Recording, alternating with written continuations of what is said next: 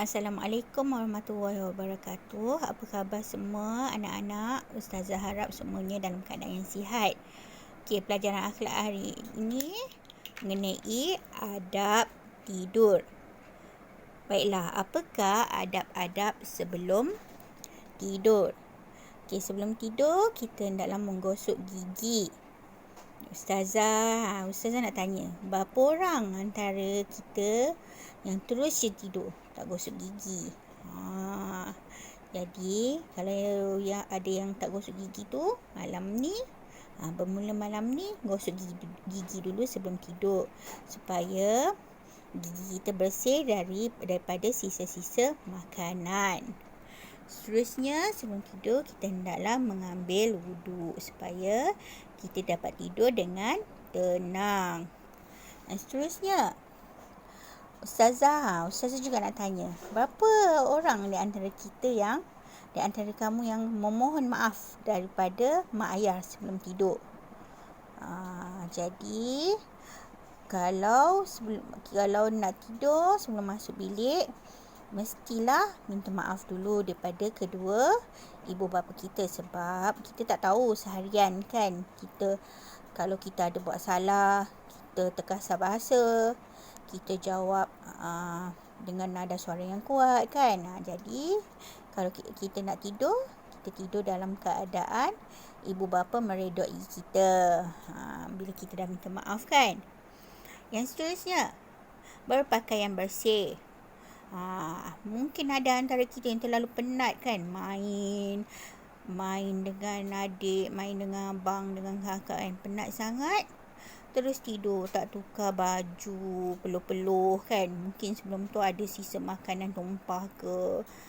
Jadi bila kita tidur dalam keadaan pakaian kita tak bersih, mudahlah kuman, bakteria melekat dekat badan kita.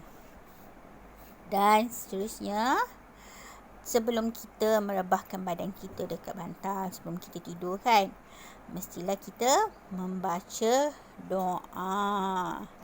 Okey, Ustazah yakin ramai antara kita yang tahu, yang memang dah ingat dah doa sebelum tidur.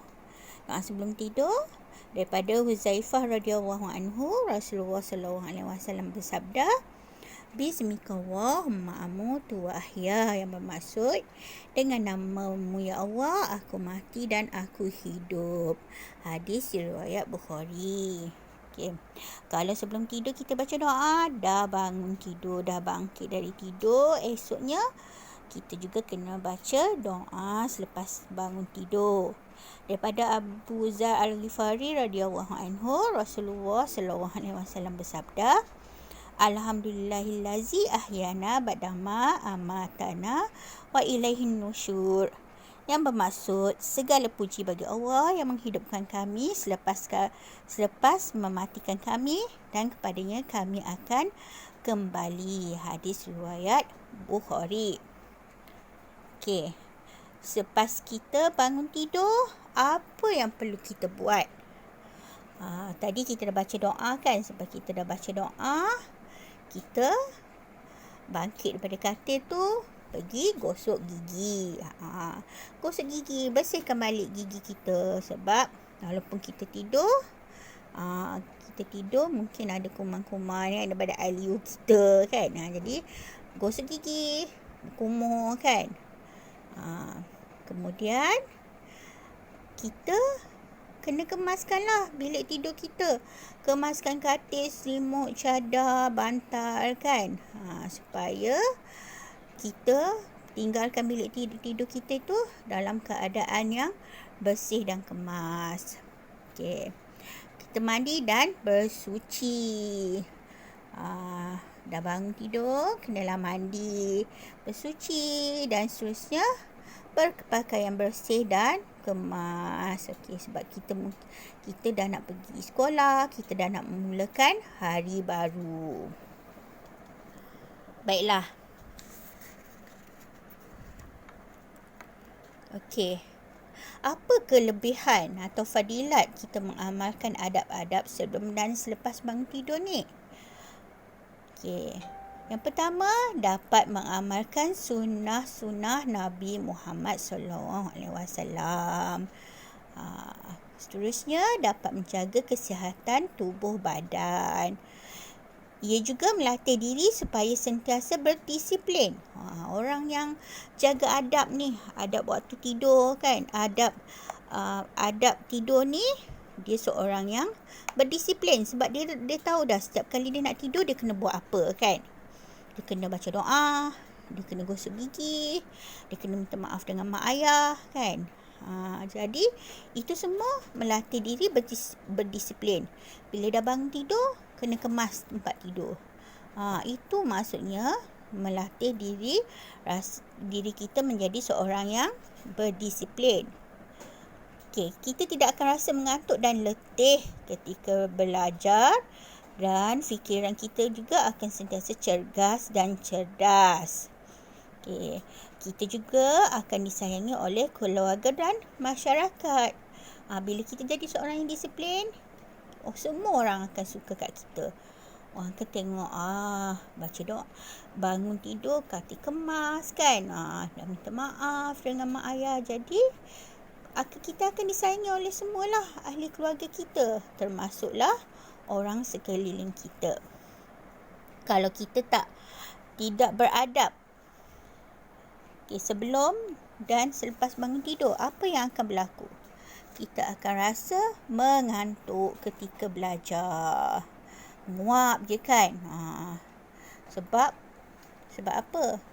Sebab tidur tak cukup. Lepas tu kita tidur pula dalam keadaan badan kita penat kan? Dalam keadaan kita tak bersih kan? Macam kita yang Ustazah sebut tadilah, kita tak ikut adab-adab sebelum kita tidur.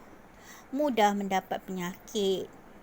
Jadi kalau kita tidur dalam keadaan badan kita tak bersih kan, kuman-kuman mudah melekat dekat badan kita, kita akan mudah dapat sakit lah. Mudah demam kan, sesama, tak sihat kan. Hilang rasa disiplin diri. Kita sendiri tak akan rasa macam, kita tidak akan berdisiplin. Kalau daripada tempat tidur, di rumah, masa kita nak tidur atau bangun tidur dah kita tak disiplin. Jadi kalau di sekolah pun atau di mana saja, benda tu disiplin susah untuk kita amalkan. Seterusnya, kita susah mengingati pelajaran. Dan jangan tak tahu, kalau orang yang tak ikut adab sebelum dan selepas bangun tidur, akan rasa hilang selera makan.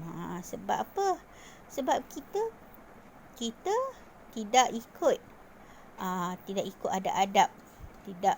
Kita tidak melatih diri kita untuk berdisiplin. Jadi badan kita pun penat kan. Jadi dengan sendirinya akan rasa hilang selera makan. Baiklah murid-murid, Ustazah harap semua murid-murid dah faham. Hingga kita berjumpa lagi. Assalamualaikum warahmatullahi wabarakatuh.